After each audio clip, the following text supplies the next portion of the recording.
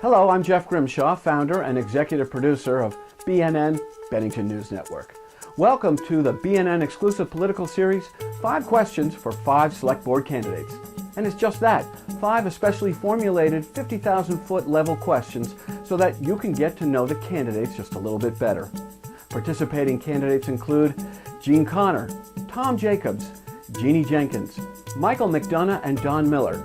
Now, candidates opting not to participate are Jason Bushee and Mike Bethel. And now BNN proudly presents 5 questions for 5 select board candidates.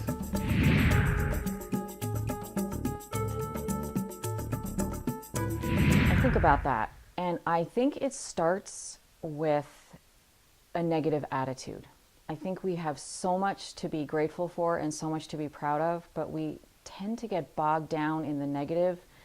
And as we all know, negativity kind of can take on a life of its own, and it builds on itself. And I think if we could just twist things and build on the positive, I think it's limitless of what we could accomplish. But I think we all need to be rowing kind of in the same direction and in a more positive direction. I also think the more on a not such a philosophical level is the empty stores downtown, I think, are really problematic. And I know the select board right now is already working on it. And I think once it's resolved, we'll see some positive change. But Main Street's pretty sad sometimes during the day. And I think if we can get that turned around, that would be huge. Well, you know, I don't know. I like the word "what's wrong." We have challenges. And those challenges are probably not a whole lot different than in many other places around the country. But they are challenges, and we need to focus on them. Perhaps, as much or more than others, economic development. We need more jobs, we need more businesses to come here or to grow here.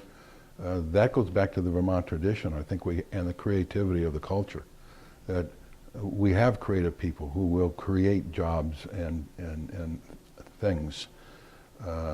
But it's not happening very quickly. We need to work harder on job development and business development.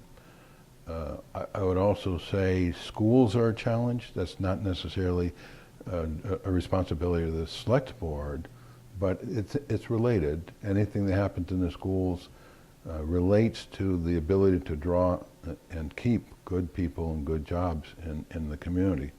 So we have to pay attention to what's going on in our schools, and anything we can do to increase the strength of the community that will thereby increase the strength of the schools. What else? We could use a little more, I would call it leadership, executive leadership. One of the structural problems we have, I think, here in Bennington is that the select board is a legislative body. It's true that the chief executive officer reports to that body, but there's no elected individual who talks about the vision. You know, so we need to clarify and strengthen our vision. One of the things we don't have is a very clear vision, I think, of where we're going, where we want to go. We don't necessarily have the list of resources to help us get there. And so we're a little short on proactive planning, proactive management. And that's not a huge problem, but it's a challenge to do that in the structure we have. Well, I like to think in terms of the wrong things as the challenges, because wrong can imply that they're wrong and they stay wrong and they will always be wrong. And I don't think we need to think in those terms. But the list is significant. We have an unfortunate circumstance of too many of our citizens living on the edge, who struggle to make a living wage, who don't have the opportunity to even attempt to make a living wage, who suffer under the scourge of addiction. We have our heroin and drug problem that we're all too fully aware of, which is resulting in an element of crime that has never existed in this community. We have a stagnant population in terms of growth. We struggle to attract business and industry. And all of those things are things that I think that we are sincerely trying to address, and we're making progress in some of those areas, but it's a slow slog. I'd say the biggest thing that's wrong with Bennington is that it doesn't know how good it is. And anyone that comes in from the outside, again, will talk about how beautiful the downtown is, the natural beauty, how welcoming the community is, and it's something that I think is lost on us because we live here every day. I do think we have some challenges. Transportation is certainly among them. I think the regional commission's work on trying to connect the Bennington bus schedule, getting a Bennington bus schedule connected to Amtrak is a major step forward for us. I think getting from Albany to Bennington has to be easier. Getting from Bennington to Albany does as well. So I do think transportation is an issue. Getting around the community in any rural community, that's something that we can always improve. Also think we do have housing challenges. I would love to see the downtown second, third floors completely filled. And I think it would bring in more young professionals. I also think that it would be perfect for seniors who would like to downsize from a large house to a smaller apartment that's more conveniently located. So I do think that's a challenge as well.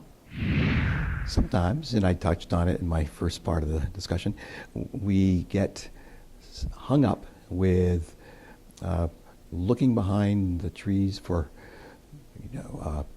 whether there's some kind of conspiracy or some effort that is not for the benefit of the community, that folks think we're doing it, an activity for self-meaning